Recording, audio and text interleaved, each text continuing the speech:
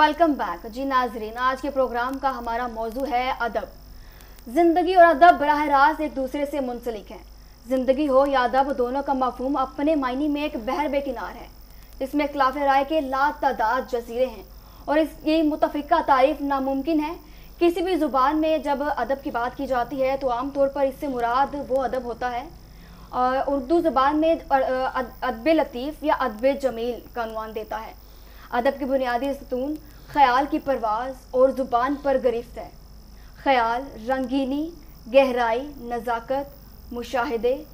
जब किसी भी ज़ुबान में नुदरत बयान, जिद्दत, रवानी, तहरीर तकरीर में ढलता है तो अदब सामने आता है। इसलिए अदब को किसी भी तहज़ीब का वो कलीदी अंतर करार दिया जाता है जो कि तहज़ीब को तरक्की की राह पर चलाते हुए इसे अज़मत अता करता है। किसी भी तहज़ीब में अदब की हैसियत या तो मज़हब के ऐसे तोसई दायरे की होगी जिसमें तमाम इंसान समा जाएं, या फिर इंसान के ऐसे तोसई दायरे की होगी जिसमें तमाम मज़हब समा जाए। जी मौलाना साहब बताएगा कि मज़हब और मुआशरे के अदब को एक साथ किस तरह बयान किया जाता है। बिस्मिल्लाहिर्रहमानिर्रहीम। मुअज़्ज़ज़ नाज़रीन, मज़हब दीन अदब का नाम है। अगर हम मुआशरे को दीन पर चलने की तलक़ीन करें, ख़ुद भी हम दीन पर और दीन के बताए हुए तमाम उसूलों पर चलने की कोशिश करें, तो ये कोई मज़हब और मुआशरा कोई दो अलग अलग चीज़ें नहीं हैं। दुनिया के तमाम कामों को दीन के उसूलों के मुताबिक किया जाए, वो दुनिया नहीं बल्कि दीन ही है। किसी भी काम को उसके हुकूक व उसूल के मुताबिक करने का नाम अदब है। अदब सिर्फ़ इस चीज़ को नहीं कहते कि किसी के सामने झुकना या किसी की ताज़ीम करना, सिर्फ़ इस चीज़ का नाम अदब नहीं, बल्कि रास्ते पे चलने के भी आदाब हैं, गाड़ी चलाने के आदाब हैं। रसूलुल्लाह सल्लल्लाहु अलैहि वसल्लम की हदीस पाक है, मन लम यरहम सगीरना वलम युक़्क़िर कबीरना फलैसा मिन्ना, औ कमा क़ाला अलैहिस्सलातु वस्सलाम।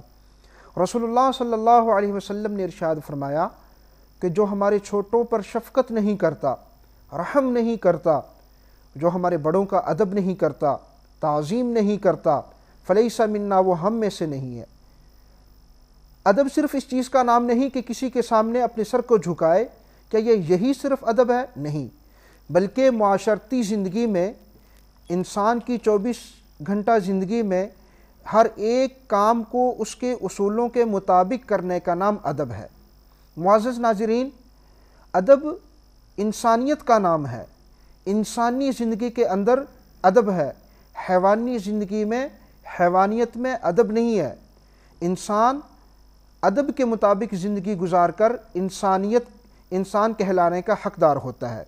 इस्लामी तालीमात मुकम्मल तौर पर अदब ही पर मबनी हैं। जो अदब से महरूम रहता है वह इस्लामी तालीमात के मुताबिक हर नेमत से महरूम रहता है। किसी ने क्या ही खूब कहा कि बा अदब बा नसीब।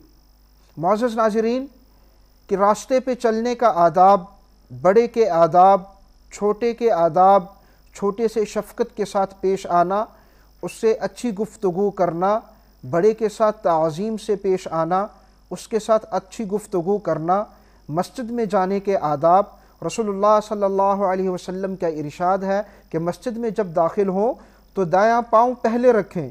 मस्जिद के पहले वाले दरवाज़े में दाखिल हों, पहला दायां पाँव रखें। मस्जिद के आगे वाले दूसरे दरवाज़े में दाखिल हों तो फिर दायां पाँव रखें। तो जूता उतारने के आदाब, मस्जिद में जूता उतार कर पहले कौन सा पाँव रखना है, जूता पहले किस पाँव से उतारना है, जूता पहनने के आदाब। ऐसे ही मुअज़्ज़ज़ नाज़रीन इकराम, खाना खाने के आदाब, खाना शुरू करने के आदाब, दौरान खाने के आदाब। रसूलुल्लाह सल्लल्लाहु अलैहि वसल्लम का इरशाद है कि खाना खाने के आदाब, खाना खाने से पहले हाथ धोना, बैठकर खाना, बिस्मिल्लाहिर्रहमानिर्रहीम पढ़कर खाना, और खाना खाने के बाद हाथ साफ़ करना, और खाने के बाद बकिया मांदा जो खाना है, जो बचा हुआ खाना है, जो हमारा दस्तरखान है, उसको साफ़ करने के आदाब। معزز ناظرین اکرام، سونے کے آداب، ہم نے لیٹنا کس طرح ہے، ہم نے سونا کس طرح ہے، ہم نے گھر کس طرح داخل ہونا ہے۔ رسول اللہ صلی اللہ علیہ وسلم کی تعلیمات کے مطابق ہم نے گھر داخل ہوتے ہوئے پہلا دایاں پاؤں رکھنا ہے، پھر گھر داخل ہوتے ہوئے السلام علیکم ورحمۃ اللہ وبرکاتہ کہنا ہے۔ گھر سے باہر نکلنے کے آداب، رشتہ داروں کے آداب، اساتذہ اکرام کے آداب، مشائخ کے آداب، محلے کے بڑے لوگوں کے آداب، سفید ریش والوں کے آداب۔ معزز ناظرین اکرام، مذہب، دین تمام کا تمام ادب کا نام ہے۔ جس نے دین کے اصولوں پر عمل کیا اس نے ادب والی زندگی گزاری۔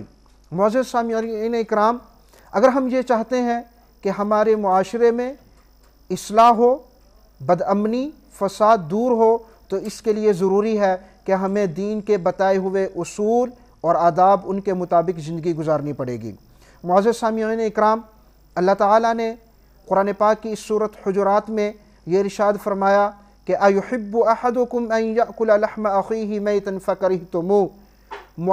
معاشرے میں معاشرتی بگاڑ، معاشرے کے بگاڑ، معاشرے میں فساد، بد امنی، اس کا ایک یہ بھی ہے کہ اپنے بھائی کی غیبت کرنا۔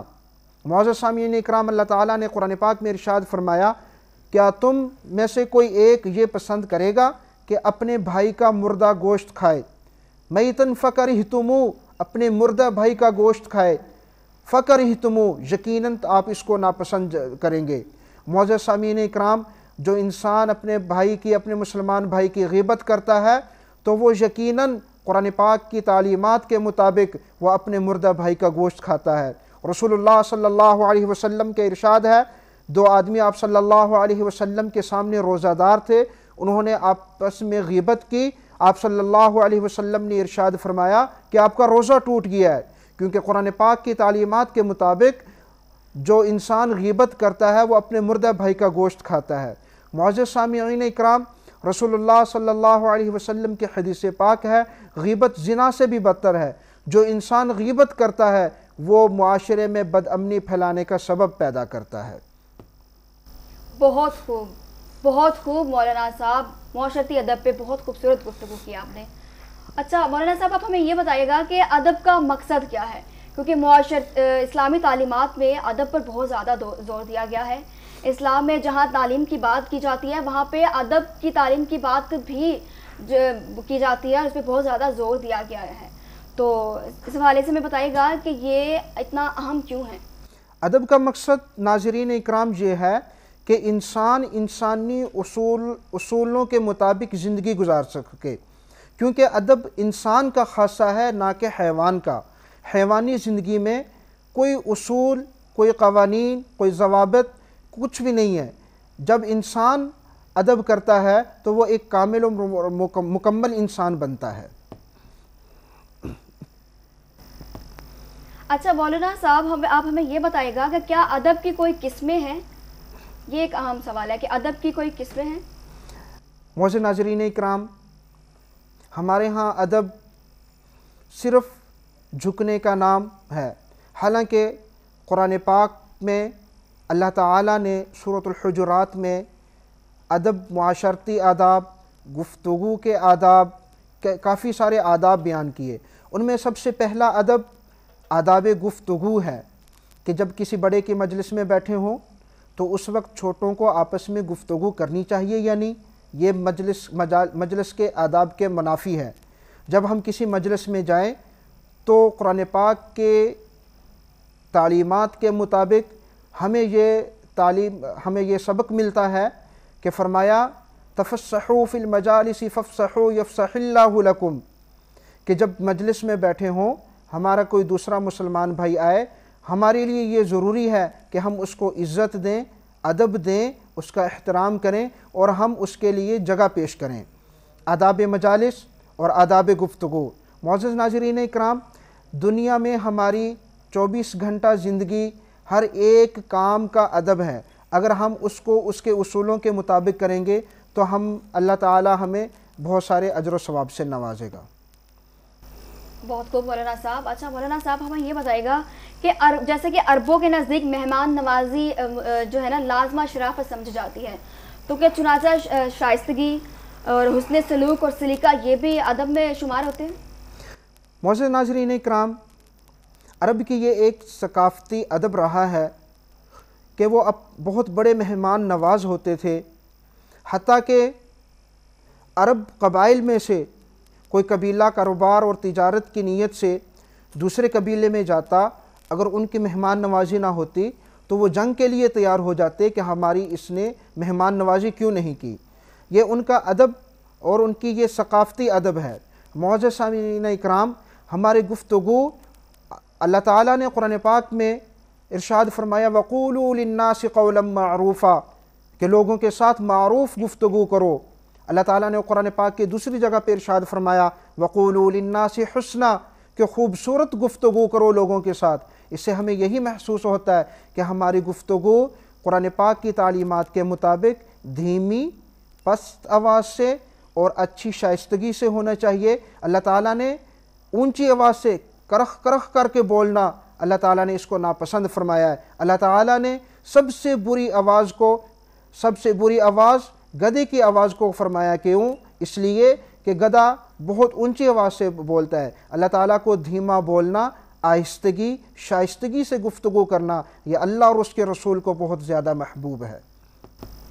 اچھا مولانا صاحب آپ ہمیں یہ بتائیے گا, ایک بڑا اہم سوال ہے معاشرتی ادب کے حوالے سے. ہمارے معاشرے کے لوگوں کا نا ایک بہت اہم سوال ہے.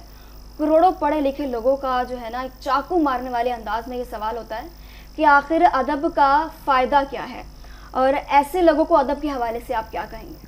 ایسے لوگ, ان کے بارے میں یہی کہا جائے گا کہ وہ دین سے اور دین کی تعلیمات سے دور دور سے وہ ناآشنا ہیں. وہ لوگ جنہوں نے قرآن و حدیث کی تعلیمات حاصل کی ہیں, وہ قرآن و حدیث کی تعلیمات سے آگاہ ہیں, ان کی زندگی روزمرہ کی زندگی بہت اچھی ہے. بہت خوبصورت بات کی مولانا صاحب. ہمارے جو معاشرتی ادب کے حوالے سے لوگوں کو یہ جاننا بڑا ضروری تھا. اور یہاں وقت ہوتا ہے ایک چھوٹی سی بریک کا. پروگرام رہنما کے ساتھ ہمارے ساتھ رہیے گا, کہیں مت جائیے گا.